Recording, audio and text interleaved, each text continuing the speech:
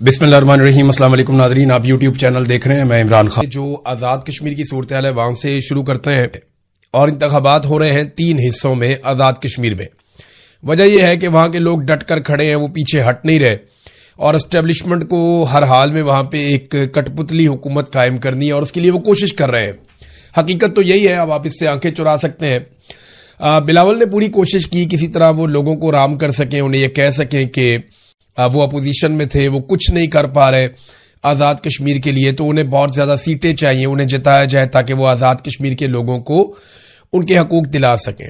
हालांकि इस वक्त बिलावल की ही हुकूमत है आज़ाद कश्मीर में, पाकिस्तान पीपल्स पार्टी इक़्तिदार में है, आज़ाद कश्मीर में उनका वज़ीर आज़म है, सारा सेटअप उनके कंट्रोल में है और उन्होंने ही जितना जुल्म और बर्बरियत हुई है, जो नोटिफिकेशंस जारी हुए हैं और जितने भी गलत फैसले हुए वो पाकिस्तान पीपल्स पार्टी की आज़ाद कश्मीर हुकूमत ने किया।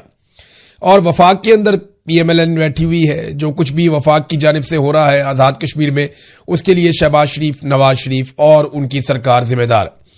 अब देखें ना, कभी ये सिंध के बच्चे बन जाते हैं कि जी मैं सिंध का बेटा हूं, सिंध की बेटी हूं, कभी ये बन जाते हैं मैं पंजाब की बेटी हूं, मैं पंजाब का बेटा हूं। अब ये सारे जाके आज़ाद कश्मीर के बच्चे और बेटे बेटियां बन गए। तो ये सिर्फ सियासतदानों का रिश्ता अवाम के साथ सिर्फ इलेक्शन तक ही होता है।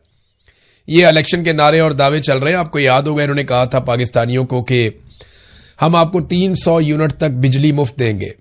फिर हमने देखा कि जो 100 यूनिट वाले हैं उनके भी बिल इतने आए कि माजी में 500 यूनिट के भी इतने बिल नहीं आते थे, 400 यूनिट के भी इतने बिल नहीं आते थे जितने बिल इन्होंने 100-150 यूनिट वालों को भेजना शुरू कर दिए। तो 300 यूनिट तक इन्होंने बिजली मुफ्त देनी थी, मोटरसाइकिल वालों को पेट्रोल मुफ्त देना था और बेशुमार वादे इन्होंने पाकिस्तानियों से किए थे। महंगाई खत्म कर देंगे, पेट्रोल 70 रुपए लीटर होगा। जिस शख्स ने पेट्रोल 70 रुपए लीटर देने का वादा किया था उस शख्स के दौर में पेट्रोल के ऊपर जो टैक्स है वही लगभग 125 रुपए का है। इतना इन्होंने कौम के साथ झूठ बोला और फ्रॉड किया। ऐसा ही झूठ और फ्रॉड ये आज़ाद कश्मीर के लोगों के साथ भी करेंगे। तो ज्यादा उम्मीदें बांधने की जरूरत नहीं है। आप वोट डालना चाहते हैं निकल कर वोट डालें, लेकिन आप खातिर जमा रखिए, ये लोग कभी अपने वादे पूरे नहीं करेंगे। और मैं इस बुनियाद पर कह रहा हूं कि इन दोनों जमातों को लगभग 50-50 साल होने वाले हैं। इनकी सियासत को 50-50 साल लगभग होने वाले हैं और इन्होंने इन 50-50 सालों में कई मर्तबा बारियां लगाई हैं, लेकिन पाकिस्तानियों को इसके बदले में इन्होंने दिया कुछ नहीं। आज का खेल क्या है मैं थोड़ा सा आपको बता देता हूं। अब से थोड़ी देर के बाद कुछ मनाजिर आप देखेंगे सोशल मीडिया पे, PMLN और पीपल्स पार्टी के लोग वो मनाजिर डालेंगे। काला चैनल भी इसमें अपना रोल प्ले करेगा। किया यह जाएगा और ये अहकामात जारी किए गए हैं दोनों पॉलिटिकल पार्टीज को कि आपके जितने भी कारकुन हैं, बच्चे बचाए आपके पास, आपने उन्हें वोट डालने का नहीं कहना, आपने उन्हें पहले कतार में लगने का कहना है। कोशिश करें कि 100 लोग, 50 लोग, 200 लोग कतारों के अंदर खड़े हुए नजर आए और वहां पे आप लोगों की वीडियोस बना लें और फिर आप सोशल मीडिया पे डालें कि देखें कितनी बड़ी तादाद में लोग निकले आज़ाद कश्मीर में वोट डालने के लिए। देखिए हर MNA या MPA के 100, 200, 400 लोग तो अपने जाती होते ही है ना, पंजाब में भी, सिंध में भी। इसी तरह जो आज़ाद कश्मीर में उम्मीदवार इलेक्शन लड़ रहे हैं को बहुत ज्यादा नहीं तो 100, 200, 300, 400 लोग तो उनके अपने जाती होते हैं, फैमिली बरादरी के करीबी मुलाजमीन ही जो है वो 50-60 बंदा निकल आता है कम से कम घर से ही। तो इन लोगों को खड़ा करके आपने लाइनें बनाकर दिखानी है कि जनाब ये देखें लाइनों में लोग लगकर वोट डालने के लिए खड़े हैं, ताकि ये तासुर दिया जाए कि आज़ाद कश्मीर के लोगों ने इलेक्शन के अंदर दिलचस्पी दिखाई है। हालांकि ओवरऑल कोई इलेक्शन में दिलचस्पी नहीं। आपको ये वीडियो थोड़ी देर में नजर आ जाएगी, लेकिन हमारे बहुत सारे दोस्त हैं वो कोशिश करेंगे आज़ाद कश्मीर से रिपोर्ट करने की। जितना वो रिपोर्ट कर पाएंगे वो करेंगे, जो वो नहीं करेंगे वो हमें बताएंगे या हमारे जैसे और दोस्तों को बताएंगे, तो हकायक आपके सामने आ जाएंगे। इलेक्शन से ठीक एक दिन पहले PMLN ने अपने पांव पे कुल्हाड़ी मारी और इस मरतबा कुल्हाड़ी थी इंफॉर्मेशन मिनिस्टर के हाथ में। जो फेडरल इंफॉर्मेशन मिनिस्टर है उसने बड़ा अजीबोगरीब स्टेटमेंट दे दिया इलेक्शन से बिल्कुल एक दिन पहले। कश्मीरियों को ज्वाइंट अवामी एक्शन कमेटी को गद्दार करार दे दिया और भारत के साथ, रॉ के साथ उसके ताने बाने जोड़ दिए। यानी मैं हैरान हो रहा हूं, कोई इतना अक्लमंद भी हो सकता है कि इलेक्शन से बिल्कुल एक दिन पहले वो जिस इलाके में इलेक्शन होने जा रहा है वहां के लोगों को गद्दार डिक्लेयर कर दे। वो ये कह दे कि ये लोग जो है वो इंडिया के साथ मिले हुए हैं या ये पाकिस्तान के खिलाफ साजिशों का हिस्सा है। हमने जी राह का कोई एजेंट और कोई सहूलतकार पकड़ लिया है, पता चला जनाब कि ये सारा काम जो है वो ज्वाइंट अवामी एक्शन कमेटी के मामलात में हो रहा है और उनके ताने बाने उनके साथ जुड़ते हैं। ये बहुत ही बेवकूफ आदमी होगा जो कोई ऐसी हरकत करेगा। बहरहाल आपके इंफॉर्मेशन मिनिस्टर ने हरकत की है, इसका खुमियाजा तो पीएमएलएन को भुगतना पड़ेगा आज के इलेक्शन में, क्योंकि कश्मीरी इन चीजों को नोट कर रहे हैं, इन चीजों को देख रहे हैं। लेकिन देखिए, इनको एतमाद बड़ा है, एतबार बड़ा है इनको मिलिट्री एस्टेब्लिशमेंट में। इनको पता है कि वहां के जो सेक्टर कमांडर साहब हैं या वहां के जो chief of the army staff है, जो पाकिस्तान के फील्ड मार्शल साहब, ये लोग हमें जितवा देंगे। पीटीआई वैसे ही मुकाबले से बाहर है, ज्वाइंट अवामी एक्शन कमेटी इलेक्शन लड़ी नहीं रही। तो ये टोटल 4-5 जमातें हैं जो इलेक्शन में, जिनमें खास तौर पे पीपल्स पार्टी का और फजल रहमान साहब का इत्तेहाद हुआ है। पीएमएलएन जो है वो अपना इलेक्शन लड़ रही है, और एक इत्तेहाद करवाया गया है मुस्लिम कॉन्फ्रेंस का और आईपीपी का। तो ये जनाब 4-5 जमातें हैं जिनके लिए मैदान खुला छोड़ा गया है, और इन्हीं में सीटें बांट के तो आपस में इनकी हुकूमत बना दी जाएगी। और इनको पता है कि हुकूमत बनाने के लिए हमें अवाम की जरूरत नहीं है, ये तो मिलिट्री एस्टेब्लिशमेंट जिनके जूते हम पॉलिश करेंगे वो हुकूमत बना कर देंगे। तो इसलिए अब ये किसी को गद्दार कहें, चोर कहें, डाकू कहें, लोगों को नाराज करें, इससे इन्हें फर्क कोई नहीं पड़ता। अलीमा खानम नाजरीन जहां जहां पब्लिक में जा रही है, काफी अच्छा उनको रिस्पांस मिल रहा है। उन्होंने 3 मुतालबात सामने रखे हैं, ये तीनों मुतालबात बड़े इंपॉर्टेंट हैं। उन्होंने कहा जी, जो हम तहरीक चलाने जा रहे हैं, और हमने पार्टी से भी कहा है कि आप प्लानिंग करें और तैयारी पकड़ें, हम तैयार हैं, लोग निकलने के लिए तैयार हैं। हमारा पहला मुतालबा यह है कि इमरान खान का अस्पताल में इलाज करवाया जाए। हमारा दूसरा मुतालबा यह है कि इमरान खान की कैद तन्हाई का खात्मा किया जाए, उनकी मुलाकातें बहाल की जाएं, उनके तमाम कानूनी हकूक बहाल किए जाएं। तीसरा मुतालबा, उन्होंने कहा जी, हमारा तीसरा मुतालबा यह है कि जजेस अगर इंसाफ नहीं दे सकते तो वो अपने घरों को जाएं, ना इंसाफी करके मुजरिम ना बने, अदालतें बंद करें और अपने घर जाएं। ना इंसाफी करने वाले जजेस घर जाकर बच्चों को क्या बताएंगे? इमरान खान को जेल में रखने के बदले हराम का पैसा घर ला रहे हैं। जजेस की जिम्मेदारी है कि वो नाइंसाफी के खिलाफ डट जाएं, पूरी कौम उनके साथ खड़ी होगी। ये जनाब अलीमा खानम का स्टेटमेंट है। इसमें ना एक चीज आप और देख लें कि अलीमा खानम ने कहा कि 5 अगस्त को हम एक फैसला कुन मार्का करेंगे। देखिए, दोनों की एहतजाज तो दोनों करना चाहते हैं, मकसद भी एक है। चाहे पाकिस्तान तहरीक इंसाफ बतौर एक पॉलिटिकल पार्टी, अव्वल तो अभी इस वक्त तो पाकिस्तान तहरीक इंसाफ नाम की कोई पार्टी है ही नहीं। अभी तो इक्तदार के अंदर आप तहरीक इंसाफ का इक्तदार या तहरीक इंसाफ का मेंबर आप ये कह तो सकते हैं, लेकिन इलेक्शन कमीशन ने तो पार्टी फारिग की हुई है। तो एक तरफ जो लीडरशिप है उसका मकसद भी ये है कि इमरान खान साहब रिहा हो जाए। जो इमरान खान की बहनें हैं या अलीमा खानम है या पब्लिक के साथ जो उनका एक रिलेशन बना है पिछले चंद दिनों में हमने देखा, उसका मतलब भी यही है कि इमरान खान साहब रिहा हो जाए। लेकिन मुझे ना इनके अंदर कोई रब्त नजर नहीं आ रहा, इनके अंदर कोई कोऑर्डिनेशन बेहतर नजर नहीं आ रही। अलीमा खानम ये कहती है कि 5 अगस्त को फैसला कुन मार्का होगा। वो जाना चाहती हैं अडियाला की तरफ, वो जाना चाहती हैं एहतजाज की तरफ, और वो भरपूर एहतजाज करना चाहती हैं 5 अगस्त को। जबकि लीडरशिप ये कहती है कि जनाब हम तो एक जलसा करेंगे और जलसे में आइंदा के लिए हम लायामल देंगे, यानी हम बताएंगे कि आइंदा हम क्या करने जा रहे हैं, या तहरीक का जो ऐलान है वो हम करेंगे। वहां पे तहरीक का ऐलान कई मरतबा हुआ, लायामल का ऐलान भी कई मरतबा हुआ, लेकिन उस पर अमल दरामद नहीं हो सका। ये बातें इमरान खान की बहनें भी समझती हैं। जेल में इमरान खान साहब को ये बातें समझ आ रही थी, वो अहकामात जारी करते थे, फिर उनकी मुलाकातें ही बंद कर दी गई। अब वो जेल में किसी से मिलेंगे, कोई बात करेंगे, बात बाहर आएगी तो फिर ही पता चलेगा ना। तो जब उनकी मुलाकातें बंद कर दी, बातचीत हो नहीं सकती, उनका पैगाम बाहर आ नहीं सकता, तो फिर कौन तय करेगा? फिर तो इमरान खान साहब के जो पुराने पैगामात हैं वही तय करेंगे। अब पुराने पैगामात इमरान खान साहब के सोशल मीडिया पे गुज़िश्ता 24 घंटों में वायरल हैं और वो लगाए जा रहे हैं। 2 चीजें बहुत वायरल हुई, एक अलीमा खानम, इमरान खान की पुरानी फुटेज उनके साथ जोड़ के दिखाई गई, और दूसरा जो ज्यादा हमने देखा इमरान खान साहब के पुराने ट्वीट्स जिसमें उन्होंने अहकामात जारी किए थे अपनी पार्टी को, सुहेल अफरीदी को या जो जुनैद अकबर साहब हैं उनको या बाकी लोगों को, वो अहकामात या पार्टी को या लोगों को जो कुछ इमरान खान साहब ने कहा, वो सारी चीजें दोबारा वायरल की जा रही है और ये पाकिस्तान तहरीक इंसाफ कर रही है। तो दबाव काफी बढ़ेगा पाकिस्तान तहरीक इंसाफ की क़यादत पे, और ऐसा नहीं है कि लड़ाई आज खत्म हो जाएगी। हो सकता है आसिम मुनीर साहब के हुक्म पर, उनके हुक्म का इंतजार है, अलीमा खानम को भी गिरफ्तार कर लिया जाए। हो सकता है इमरान खान की बाकी बहनों को भी गिरफ्तार कर लिया जाए। तो क्या इससे मुल्क के हालात ठीक हो जाएंगे, या मईशत का पहिया चल पड़ेगा, या ये तहरीक रुक जाएगी, या इमरान खान की सोच बदल जाएगी? नहीं, इमरान खान और सख्त हो जाएगा। आप जालिम का एक और स्टेटस पा लेंगे, आप जुल्म में एक दर्जा आगे चले जाएंगे और मजलूम पहले से ज्यादा मजबूत हो जाएंगे। बस यही होगा और कुछ नहीं होगा। यह सिलसिला रुकना नहीं है। आप एक सिलसिला बंद करेंगे, एक आवाज को बंद करेंगे, दूसरी खड़ी हो जाएगी। आप दूसरी आवाज को बंद करेंगे, तीसरी खड़ी हो जाएगी। यह मुजामत है और यह चलती रहेगी, कभी ज्यादा कभी कम, कभी इस शक्ल में कभी उस शक्ल में, कभी किसी खातून की आवाज में, कभी किसी मर्द की आवाज में, कभी बहुत जोरदार तरीके से, कभी हल्के हल्के अंदाज में, कभी ओन खोसा की तरह कोई आदमी उठेगा और वो एक ऐसा इशारा दे जाएगा जिससे आपका सारा बयानिया दबरदूस हो जाएगा। कभी कोई बहुत मजबूत आवाज अरशद शरीफ की तरह उठेगी और वो दो ऐसे जुमले बोल देगी जो आपका पीछे ही नहीं छोड़ेंगे। ये लड़ाई चलती रहेगी, ये जान नहीं आपकी छूटनी जब तक कि आप अपने आईनी किरदार में वापस नहीं जाते।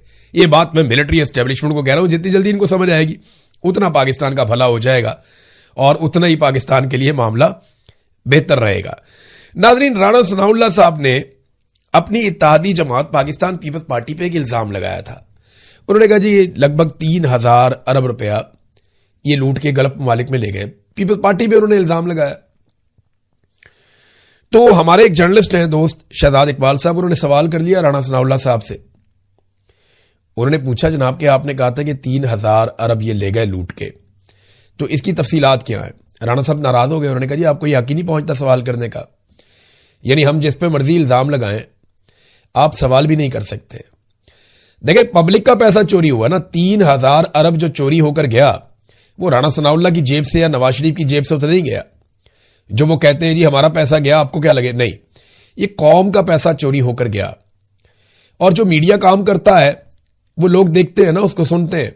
तो मीडिया ने तो वो खबर पे काम करना है। जब 3,000 अरब चला गया तो मीडिया तो पूछेगा जनाब आप कह रहे हैं चला गया, कहां चला गया, कौन ले गया और कैसे वापस आएगा, ये सवाल तो मीडिया को करने हैं।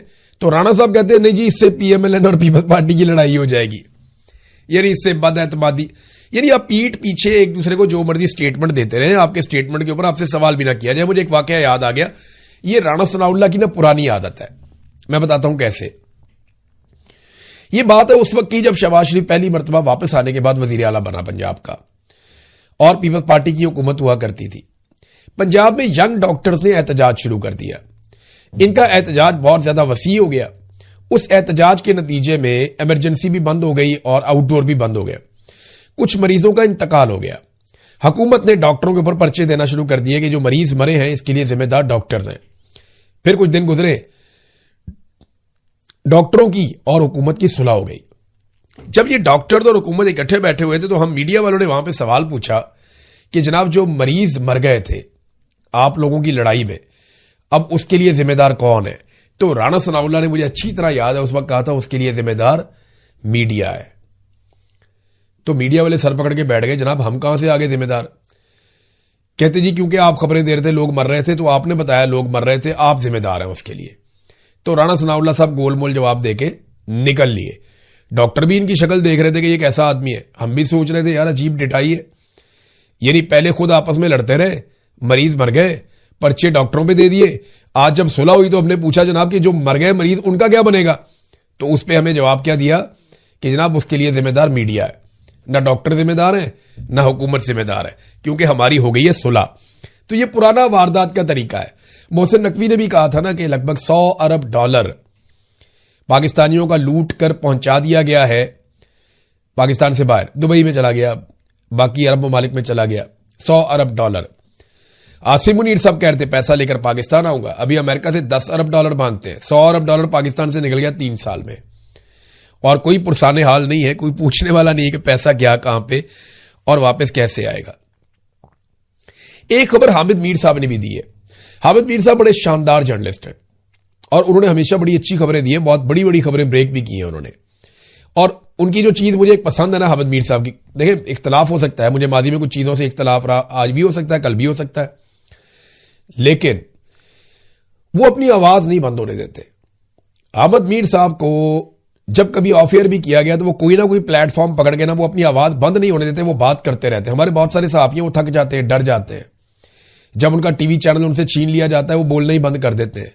वो कहते हैं ठीक है जी, जब खुलेगा टीवी चैनल तो फिर देखांगे। नहीं, हामिद मीर साहब कोई ना कोई प्लेटफॉर्म पकड़ के वो अपना काम करते रहते हैं, लगे रहते हैं, मुकाबला करते हैं, ये उनकी अच्छी बात है। मीर साहब ने खबर दी है जी कि अब 28वीं आईनी तरमीम भी आ रही है, 29वीं भी, 30वीं भी, 31वीं भी, 32वीं भी, ये वजीर आजम की टेबल पे पड़ी हुई है सारी, और एक बड़ा मेगा स्ट्रक्चर है जो आइन के साथ किया जाना है। एक बहुत बड़ा नया स्ट्रक्चर है, डिजाइन एक किया हुआ है पूरा, और उसको करने के लिए सारी तरामीम एक एक करके पास की जाएंगी। हामिद मीर साहब को ये एक सोर्स ने खबर दिया, आज से कुछ अर्सा पहले मुझे भी एक सोर्स इसी तरह से ये बात कर रहा था, और उसने मुझे कहा कि इमरान साहब आप तो 28वीं तरमीम को रो रहे हैं ना अपने वीलॉग में, 29वीं, 30वीं, 31वीं, 32वीं, 33वीं भी आ रही है, और ये सारी चीजें तय हो चुकी हैं, पहले से पड़ी हुई हैं। ये मुझे मेरे एक सोर्स ने कहा था, लेकिन मुझे उसकी बात पे यकीन नहीं आया। आज हामिद मीर साहब ने खबर दी है तो मैं ये कहूंगा कि वो भी दोबारा इसको रीचेक करें।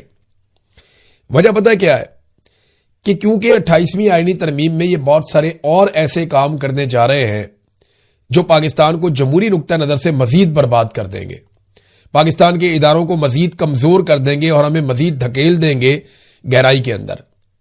ये पाकिस्तान की एस्टेब्लिशमेंट 28वीं आईनी तरमीम में करवाने जा रही है। अब क्योंकि 28वीं आईनी तरमीम में इन्होंने बहुत गंद मारना है, तो ये इसको नॉर्मलाइज करने के लिए कह रहे हैं कि 28वीं को रोते हो, 29वीं, 30वीं, 31वीं, 32वीं नॉर्मलाइज करने के लिए वो भी तैयार पड़ी हैं।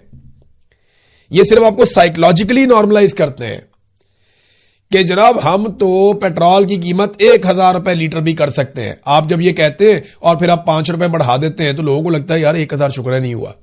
समझ आइए आपको बात, ये एक साइकोलॉजिकल गेम है जो ये खेलते हैं। मिसाल के तौर पे हम 10,000 आदमियों को गोली मार सकते हैं, वहां पे 2 या 4 आदमी मारे गए तो वो कहेंगे यार तो 10,000 को मार सकते थे, हमने नहीं मारा, हमने तो बड़ा रिस्ट्रेंट का मुजाहरा किया, लेकिन 4-6 बंदे तो मार दिए ना, तो वो किसी खाते में नहीं आएंगे।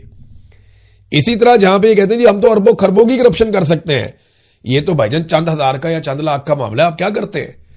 तो इसी तरह ये आईनी तरमीम को भी नॉर्मलाइज करने के लिए मुझे ऐसा लगता है इसको रीचेक करना चाहिए, क्योंकि मुझे जब ये खबर दी गई थी तो मैंने इसको इस एंगल से देखा था, मैंने रीचेक भी किया था, तो मुझे कहीं और से कोई शवाहिद नहीं मिले थे।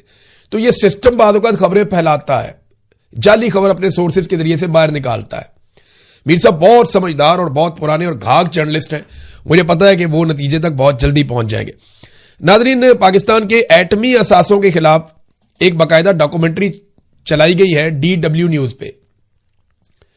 देखिए कोई अच्छी खबर नहीं है, पाकिस्तान के एटमी असासों के हवाले से हमेशा से नेगेटिव प्रोपेगेंडा होता रहा, हमेशा से कहा जाता रहा पाकिस्तान एक कमजोर मुल्क है, यहां दहशतगर्दी है, यहां पे इंतहा पसंदी है, ये माली नुक्ता नजर से बहुत कमजोर है, इंतजामी नुक्ता नजर से बहुत कमजोर है, फौज का बहुत ज्यादा कंट्रोल है इस मुल्क में, जमहूरियत नहीं है, तो ये जो एटमी असासे हैं ये महफूज हाथों में नहीं है। बार बार ये कहा जाता रहा, माजी में प्रोपेगेंडा किया जाता रहा।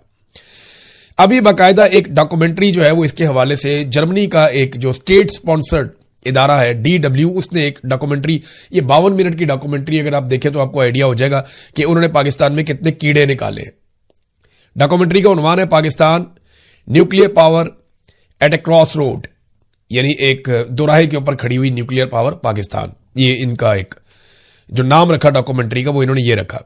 वो कहते हैं यहाँ इंतहा पसंदी है, आदम बर्दाश्त है, तशद्दुद में इजाफा हो गया है, मालियाती दिवालियापन है, मईशत बहुत नाकस है पाकिस्तान में, सियासी पोलराइजेशन बहुत बढ़ गई है, मुल्क का सबसे मकबूल आदमी जो है वो जेल के अंदर पड़ा हुआ, हर चीज उन्होंने एक एक बताई और बता के उन्होंने कहा जी कि जो एक कमजोर और बदनवान सियासी अशराफिया और सियासत पर फौज का मजबूत कंट्रोल है इस वक्त, ये सारी चीजें प्लस माइनस करने के बाद वो ये तो नहीं बताते कि अब रास्ता के आगे बढ़ने का, लेकिन वो ये कहते हैं कि ये एटमी ताकत है और एटमी असासों की हिफाजत और सिक्योरिटी को खतरे में डाल सकते हैं ये हालात।